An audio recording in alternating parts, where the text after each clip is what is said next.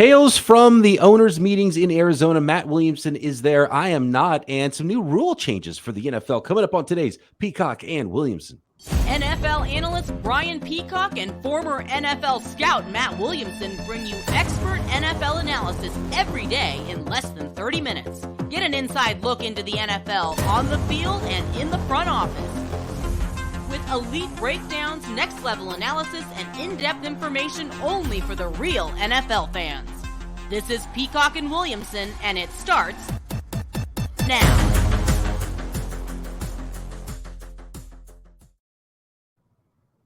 Welcome to the Peacock and Williamson NFL Show. Brian Peacock alongside Matt Williamson at BD Peacock at Williamson NFL on Twitter. Thanks everybody for making us your first listen on the Locked On Podcast Network, your team every day. By the way, get those questions in for tomorrow's mailbag episode on Peacock and Williamson at BD Peacock at Williamson NFL, or drop a note if you're watching us on YouTube in the comments there. Make sure you're subscribed up to the brand new Peacock and Williamson YouTube channel. Collared shirt look. You're dressed up here for the owners. I guess so. Yeah. In important places and meeting important people, Matt. Yeah, it's been very cool here. And how about this? I'll just kind of give you a chronological events of Williamson's, adventures here in Phoenix at the owners' meetings, and just stop me whenever you want and ask questions or whatever, and we'll go from there. Cool. I like it. And just cut the number of cocktails you've had in half, just so our listeners don't know the full score on that scoreboard. So my adventure started by my alarm goes off 3:45 a.m. Sunday morning in my humble abode in Pittsburgh. And I am a late to bed, late riser by nature. So that's challenging. So 6 o'clock flight out of Pittsburgh, get to the airport, fine, cool, park, all that stuff. No complications, tremendous. 4.5 hour flight. And that's pretty long, and I'm sleeping off and on, but everyone knows what sleeping on the plane is. It's not quite like your nice, cozy bed and comforter, So we land your time, Pacific, at like a little after 8, give or take, something like that, 8:30 in that neck of the woods. Shuttle or Uber to the hotel, get here, and we're able to check in reasonably quickly after. Not so bad, but that day is basically shot. I mean, that's all day Sunday. I'm a zombie at that point. I'm working on very little sleep, very little to go off of. And I fell asleep for like half an hour in the room. We went out, had a nice Mexican meal, was tremendous, and all's well. So starting to kind of recover. Now, my assignment here is 9 to noon Pacific, which back home is noon to 3. We do the drive with Matt and Dale for Steelers.com. The Pittsburgh Steelers sent us out here. So you and I are recording this at 2:15, Pacific on Tuesday. So we have 2 of those in the books, and there's going to be another tomorrow. Going to fly home late in the day Thursday, going to land around 11 p.m. Thursday night. So in the meantime, we're in a nice hotel, and the owners and the bigwigs are in the Biltmore, which is like a historic resort / hotel. I mean, you walk down the hall and there's this 25 presidents have played this course, and it's remarkably nice. And I'm not staying there. I think it's like $1,000 a night to stay there, especially this week. But we're recording from there. And there is a radio row, which I guess from people that do this every year, this is my first, that used to be 2 tables. Now it's 12 or 13 teams and people. And I bet within 2 years, it'll get like the combine where you see a table everywhere. I mean, so it's starting to be a growing event. I just found out that every other year it's at the Biltmore, and then the year after that they go to the West Coast, and it's somewhere in Florida that's equally as nice. So one time East, one time West, back and forth, even years, odd years, whatever. So very cool. I mean, that 3 hours you're there is awesome, and there's a lot going on. It's not nearly as busy as the combine, but Sando's walking around and Schefter. And, what's cool too is yesterday was AFC Day.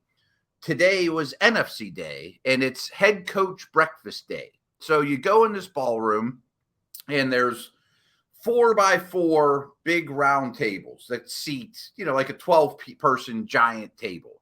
And there's the AFC East, there's the AFC North, there's the AFC South. So it's 4x4 alphabetical order. And yesterday I sat there, obviously watching Tomlin's, just kind of hovering. I'm not asking questions. I'm not a reporter, but Belichick's to your right, Sean Payton's to your left. I mean, 16 coaches are all sitting in that room, and there's maybe 150 human beings in there. Today was NFC. I didn't even bother going in, to be honest with you. And then there's this awesome breakfast for you that everybody eats, and it's outside because it's beautiful here. And, so we all do that. And then I would go on the air from 9 to 12. So the last part of the story, more or less, was frankly somewhat unbelievable. Last night at the Biltmore is the owner's party that we're all invited to. I estimated there was 300 to 400 people there, maybe a little more. I'm not good at that, but awesome band, unbelievable layout. Like, here's the sushi station. Here's the meats and cheeses. Here's the carving station. There's bars everywhere, ice sculptures. Every head coach and owner, their wives, like I mentioned this the other day, like running back coaches aren't here. I mean, it's GMs, your top media guy, head coach, maybe some family, these guys bringing their wives. I'm standing next to Andy Reid, and we're just watching the band and having drinks. And I can't imagine what that cost, and us that have credentials are invited.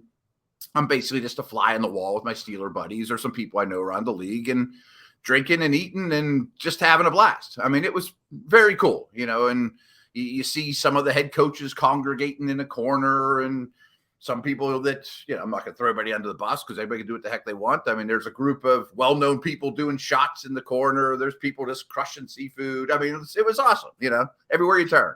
I'm not going to ask you too many specifics. I did see one reporter, though, say that Brian Dable was the first to crack a beer at 11:30 a.m., a Coors Tallboy can. Okay. So, I imagine that there's some looseness happening at that party at some point. So I got to ask you, did you get any good insight? Where's Lamar Jackson getting traded to? Yeah, I don't know any of that stuff. I'm sure business was being done. Don't get me wrong. I mean, you put that many people this time of year together, but I really got the feeling it was, let's just put our hair down and have fun. You know what I mean? Let's make this a vacation. I'm here with my wife. I don't need to talk about O-line techniques and, backup guard signings and where Lamar going and all those type of things.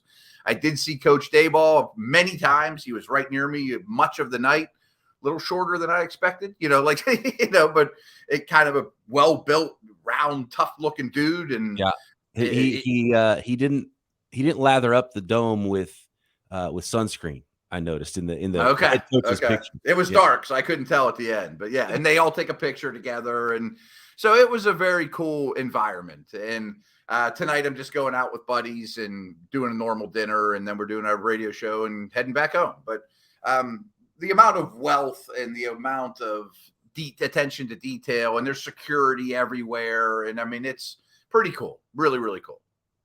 Yeah, the audio isn't great that comes out of those scrums at the breakfast with the interviews and stuff. You can barely hear the questions loud in and the there. answers because there's everybody talking everywhere, and everyone's trying to get their question answered. But it's really just an interesting scene, and the more you look into those things, and there's more that everyone has their phone and their cameras on them, you get to see some glimpses and some insights. And love seeing all the coach photos and the GM photos and everybody together. And you gotta believe there's some business going on, but it's really cool to for you to be a fly on the wall in that situation too, and see those important folks having a good time at a party and everyone kind of hanging out. And I think it's probably a good thing we don't know too much more about it than that. Yeah, right. And the way that the Biltmore is laid out, again, it's a historic place.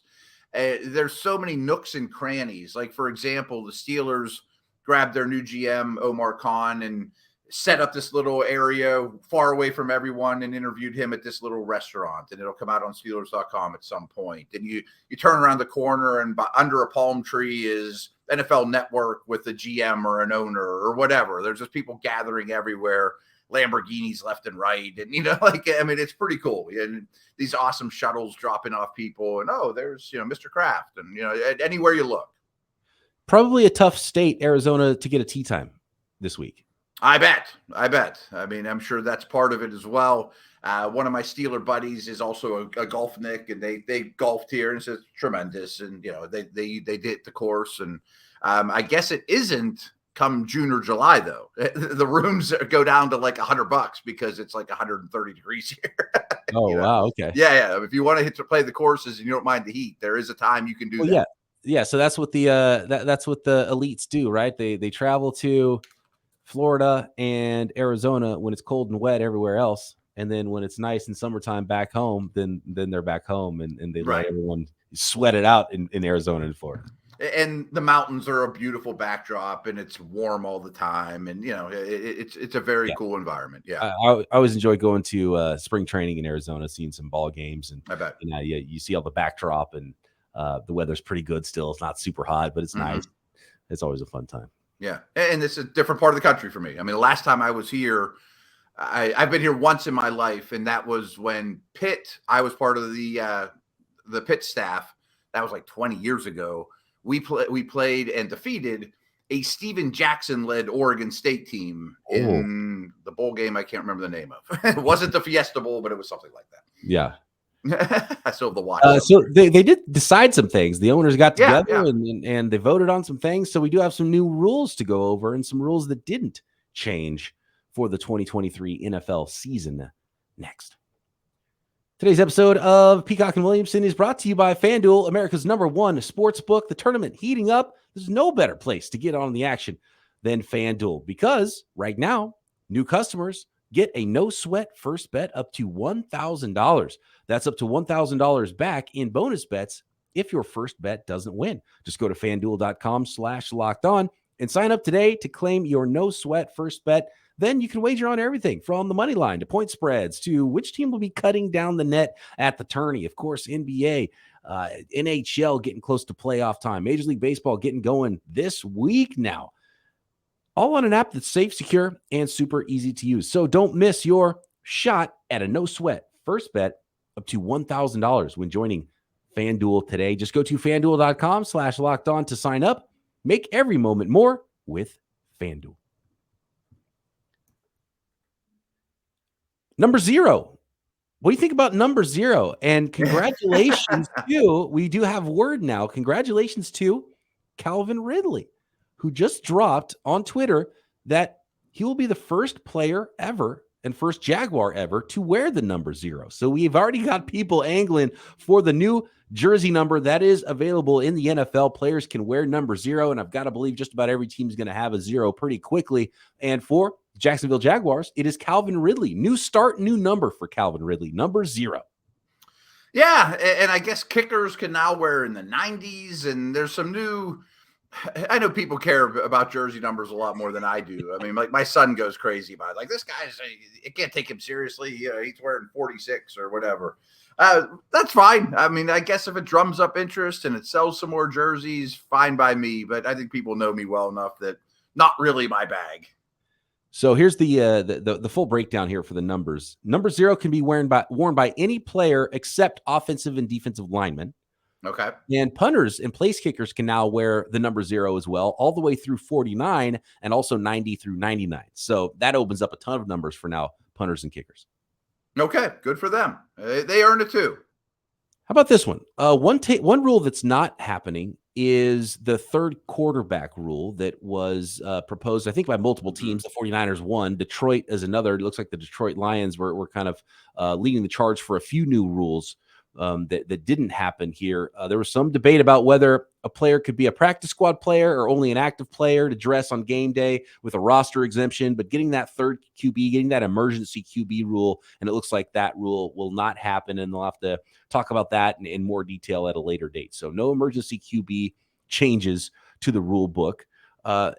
According to Tom Pelissero, the NFL owners tabled the Eagles' proposal to create a 4th and 20 alternative to the onside kick. I've heard a lot about this one. It wasn't voted down. It was just there's more discussion needed. So I guess we'll talk about that at a later date as well. And competition committee chairman Rich McKay said that there's, quote, not an appetite yet to have the onside kick go away. Would you rather have a 4th and 20 or just keep the rules as they are with the onside kick, man? I think the onside kick needs tweaked. Yeah, I mean, it's such a low percentage play, but I didn't hear a good enough reason to change it yet. Someone smarter has to come up with a better idea for me. I don't really like the 4th and 20. I don't even yeah, like right. the onside. I would rather see the onside kick not even exist. You know what I mean? Yeah, like, right. Just kick it away and do what you do. Right. Why would you just, for no reason, get a 4th and 20 to try to get the ball again? Yeah, I don't like that at all, really. Yeah. One of the reasons, this doesn't seem like it's logical. It's such a desperation move, too. And I understand wanting to have an opportunity at the end of the game, but if you're beat, you're beat. You know, you don't get a free 4th and 20. That's like, right. It's something you'd make up in the driveway when you're playing against your, it's like your brother, and you're like, I don't want to lose this game. Okay, if I could kick the ball over the house and into the goal, then I get another shot, and maybe I can win this game. You know, I'm 14 and you're 10, and I beat you. But if you can, like you said, knock it off the backboard into the garage and hit the cat, and then you win. Right. So it was an all-time low, by the way, that it was only 4% of recovery rates for onside kicks, where traditionally it was the league apparently wants to get it more like, over 10%, 13 to 14%, which I feel like is a little high. I think it is high. Over 10% is too high. It was an all-time low at 4% last year. Okay. And it just seems like it's almost a helpless case with the rules, and I'm all for player safety, but maybe you're right. I mean, an onside kick is, well, I love the emergency onside kick though, when it's unexpected. So I don't think you can eliminate them. I do think that kicking on sides or trying to recover in the second quarter when you're winning by 3 has value. Like, let's try to steal a possession from Pat Mahomes. But at the end of games, when the world knows it's kind of broken right now. To be honest with you, if we're going to do anything to the kicking game, I would say just get rid of it. To be honest, why are we at the 25? Right. Stop kicking off, period. It wouldn't be the end of the world. Just start at the 25. Right. Can we rewind real quick? Yes. Remember, you had talked about the emergency third quarterback. Mm-hmm. I know you're not a huge hockey guy, and I watch it less and less. Have you ever heard? Do you know what an e-bug is? E-B-U-G. No. Never heard of that. The NHL, I just found this out the other day because it happened to the Penguins. They have an e-bug rule. Emergency backup goalie. Oh, and yeah. Okay. I have heard of this emergency goalie thing before. Yes. So not every team has one. Every city has one. The Pittsburgh has one. Oh, so he just kicks it there. He lives there. It's sort of like a bullpen catcher. I guess. I don't know how bullpen catcher works. That's not even true either, because the teams have the bullpen catchers with them and they take them with them. So it's not just like it doesn't belong to the stadium. So this is what happened. And this could have happened to your Niners in the NFC Championship game. The Penguins were in Dallas, where they never play. They dress 2 goalies like everybody else. One of them gets hurt in the pregame skate. He's out. So you only have one. So somebody in the building calls up Dallas's e-bug, which they described this dude. They said he's an insurance man by day, plays a lot of hockey in leagues around Dallas, can't see out of one eye, and he immediately drops whatever he's doing. Maybe he's at the bar, maybe he's selling insurance, maybe he is christening his daughter, and he runs and gets his goalie pads, races to the stadium. They run him in the back, and he shows up dressed and ready to go in case you need him. Wow.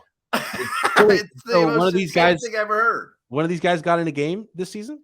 He got to the Penn game. They didn't have to use him. Okay. But if their goalie would have got hurt, hey, e-bug that can only see out of one eye, you're out there.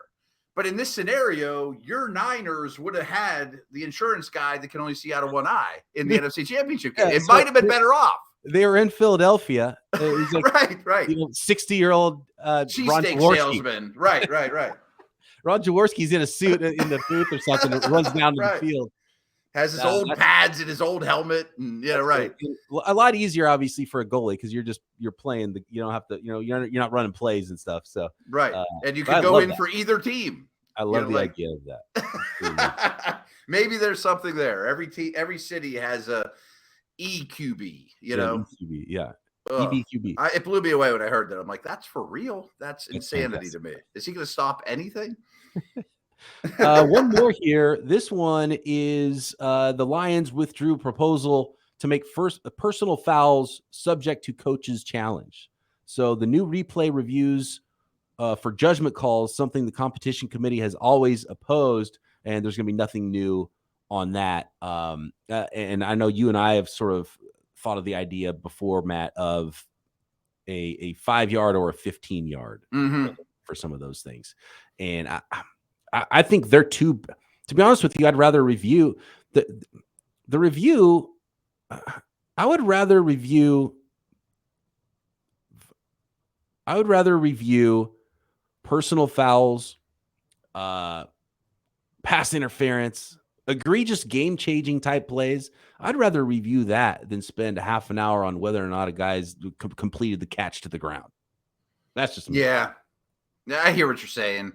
I know one of the complaints with that, and this was kind of correlated with roughing the passer, was if we review all these roughing the passer calls, then we're going to see the left guard is holding and we didn't call it. How can we change one call when we see one's blatant, or the left tackle left early and he got away with it? And I do know that they did some of these things where they've sampled them over the years, where they watched 100 plays or 200 plays and they changed like 2 or 3%. And I think their logic was, well, is it really worth stopping the game and the crowd just gets mad at you? Is that really what we want to do? I don't mind it so much, to be honest with you. It's 2 challenges, so use them on whatever the heck you want. It's only 2. I guess that's a good point too. I mean, I guess there's enough to affect the game for you. You throw the challenge flag and review whatever you want. Yeah, I do like that idea. I mean, the fact that some things are challengeable and some things aren't is kind of dumb to me. Yeah, get it right, or stop worrying about it. let them get it in real time. If you can only stop the clock twice or whatever, you just be judicious when you use it. I still don't understand, Matt. Hold on, we'll get to this next. I have a question for you about officiating. Something that's always driven me crazy. It's not really related to new rules, but something that I think could be interesting in the future if they decided to look at it, about what is and what is not a catch. Next. Today's episode of Peacock and Williamson is brought to you by Built Bar, and it is March Madness, which means it's Built March Madness. The bracket is here. We know you have a favorite Built Bar or Puff, and now's your time to make it count. Go to BuiltMarchMadness.com to vote for your favorite flavors. I'll be voting for the peanut butter brownie. That is my favorite. And whatever your favorite is, whether it's the marshmallowy puff or one of the traditional bar flavors or one of the seasonal flavors of Built Bars that makes the bracket, let your team know. Support your team or your bar or puff. And when you vote your favorite bar or puff, you'll be entered into a drawing where 50 lucky Locked On listeners will get a free box of Built. And not only that, one lucky Locked On listener will get a 12-month subscription to Built and have Built's best bars or puffs delivered monthly straight to your door. You got to try Built. They're amazing. They're the best protein bar ever, high in protein, low in calorie, low in sugar, and unbelievable flavors that you can go to right now, BuiltMarchMadness.com, to vote on and pick up a box of your favorite bar or puffs while you're there. And you can vote every day in March. So hop on in and support your pick. Matt, let me ask you this question. How is it possible that what happens out of bounds after a play can dictate what happened inbounds during a play? If you haven't completed the catch while you're in bounds, how can what happens once you're out of bounds matter at all? I mean, isn't the definition of out of bounds where it no longer counts? I mean, like, right. I think that's craziness to me too. Like, I can't imagine trying to explain that to someone who's watching football for the first time. Like, if you step out of bounds, the play's over, but you still have to complete the catch, even if you're running into the stands or into someone's, if you're running into the opposing coaching staff on the sideline. It makes no sense to me at all. It would make a lot of it would make a lot more catches incomplete, probably, but so be it. Right, like and make it easier. Like, I don't want to see a slow-mo if the ball just kind of moves a little bit. Right. That's After not you got 2 feet in and looked like he secured it, and then it comes a little bit loose with 1 foot out of bounds. But I mean, I just, it's really wild to me that you don't just turn off. If you're looking at it in a replay, as soon as the player touches out of bounds, you stop looking at the play. If the catch is not complete, then it's not a catch. Whatever he does next should not and could not possibly matter. I can't believe that's a thing. What'd be hilarious is if they did a 30 for a 30 or a football life on the history of what is a catch. I mean, our whole lifetime, no one has defined it well. No. Sometimes it can hit the ground. Sometimes it can't. Calvin Johnson stuff, did he complete the catch? Like, I can't believe no one can define a catch in my lifetime. It's really just kind of unbelievable. It's pretty unbelievable. Right. One last resolution here that did change during the owners' meetings, Matt, is that, and I guess everybody wanted it this way because 25 teams proposed it, and it has been adopted by the league, that there's only now one preseason cut down date, which will be this year, August 29th. So you're going from 90 to 53, 1 day, one swift cut, and you cut down everybody down to the final 53 on August 29th. See, I disagree with it. I don't know why the league likes this so much. And it's something I want to sniff around while I'm here, is what's so beautiful about that? Because it invites chaos, because you're the Texans, the Bears, some team has a bad roster. Better teams are going to cut guys than you keep. So you're scanning that, but it makes your job so much harder because hundreds of guys get cut at the same time. And I know NFL teams think of this, but a lot of fans don't. Let's pretend you're the Eagles or whoever's offensive line coach. Well, if 90 players are on the roster, I'm in charge of 17 of them, something like that. And I know number 17 is never going to make the team, but I can't just ignore the poor guy. If he asks a question in my meeting room 2 days before cuts, I'm going to answer it, or I'm still going to give him a rep in practice hitting the sled. I can't just be like, you 5 stink, just go over there and eat a sandwich. So I still have to coach this guy. But meanwhile, the season's right around the corner. I want to coach number 9 and 10 to see who really, I want to give them all the reps. Like, get all the riffraff out of there. I guess there's no rule against cutting them early. You just don't have to. So if you want to be down to 70, I guess you can still cut 20 guys if you want to on August 28th or whatever. I mean, all the other leagues would love it. I mean, the CFL and those kind of leagues, they go to camps too, saying, well, that guy's not going to make it, but he's good enough for the Rough Riders or whatever. Yeah. I just think it's more chaos and a heck of a lot harder on like position coaches and trainers, and not to mention those guys get hurt late in the process, and now I have to keep him because he blew out his ankle, and I got to feed him for a year and work him out and medical. And I know they have money, but I don't know. I mean, do I have to babysit 90 guys? I would imagine that a big part of it is that last preseason game. Yeah. Because you want to sit all the stars. Yeah, you don't want anybody that's important to possibly have to play in that game again. Mm-hmm. I think there is some validity to that. That I can put out. I think that's probably what is becoming of these preseason games, is that the second game is the tune-up, and the third game is going to become show the league and other teams something and put it on tape because you're about to get cut. Mm-hmm. And they do get dangerous, because if you're that 80th guy on the roster and you have nothing to lose, and this is the last time I probably am going to put an NFL uniform on, and if I happen to take someone's knees out because I'm too aggressive, well, okay. What I mean? I'm trying to put something on tape. I don't care who you are in front of me. Yeah. My last chance to ever be a professional athlete. I'm going to do everything I possibly can to keep it, All right, Matt. Well, keep trying to get everybody boozed up so you can get some information there. Let us know when that Lamar trade's going to happen. Let us know when the Aaron Rodgers trade's going to happen. I just saw that Odell Beckham Jr. showed up at the league meetings to try to meet with some teams and let us know if he's going to get signed by somebody as well. So keep your ear to the ground and have yourself a good time there.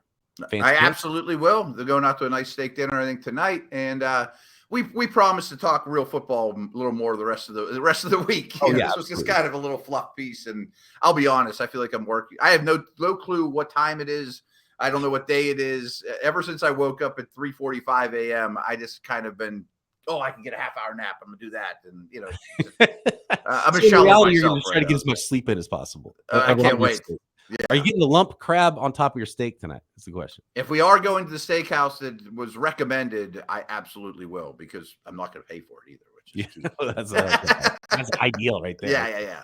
Good stuff. All right. Yeah, we've got more NFL draft coverage, Matt Williamson's NFL draft rankings by position to come, and of course, your questions on our midweek mailbag episode at BD Peacock on Twitter, at Williamson NFL, or drop a question to us in the comments on YouTube. Make sure you're subscribed up to our new YouTube channel right here, Peacock and Williamson.